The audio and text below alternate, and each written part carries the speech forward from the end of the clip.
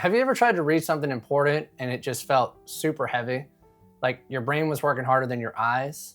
Well, it's not that you're bad at reading, it's that almost everyone makes the same subtle mistake. The one that makes learning feel like a chore instead of something exciting. And in this video, I want to show you what that mistake is and how to notice it before it drains all your energy. But to really see what's happening, we need to step away from books for a second, because the clue comes from a totally different skill, one you wouldn't expect. So think about what's happening when you read. Not the text itself, but in your mind. You might be thinking, do I need to highlight this? Will I remember this later? Or am I even understanding this? And suddenly reading stops feeling like reading. It feels like a mental workout you didn't sign up for. Here's the thing. The problem isn't the book. It's how many little jobs your brain is juggling at once. But that still leaves a question. Why do some books feel effortless while others feel like homework? There's a comparison in how to read a book that blew my mind. It says that learning to read well is a lot like learning to ski, which sounds weird at first, right? But once you see it, it explains a ton. Beginners fall when skiing because they're thinking about balance, speed, posture, turns, all at the same time. And reading can feel exactly the same. Too many little mental jobs at once and your brain locks up. So before you try to read faster, smarter, or more efficiently, you need to notice what's actually slowing you down. Because once you spot it, most of the struggle disappears naturally, but only if you know the next step. Picture someone learning to ski. They're thinking about not falling, keeping speed, turning smoothly, balance, and bam, they fall immediately. Reading works the same way. Trying to master every small skill at once, well, that's going to guarantee overwhelm.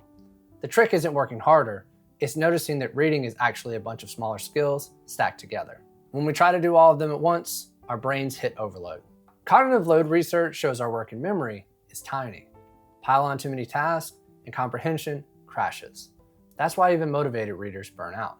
So the goal isn't motivation, it's simplifying your approach. But even when we simplify, reading can still feel off.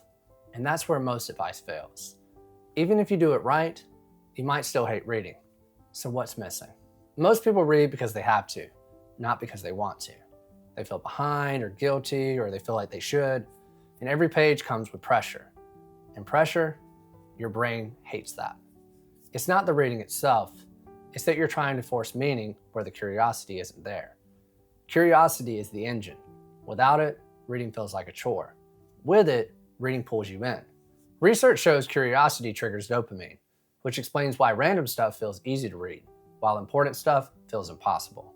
So instead of pushing harder, ask yourself, what am I trying to figure out? Which parts are genuinely interesting to me? But that brings a new challenge, because sometimes curiosity isn't automatic.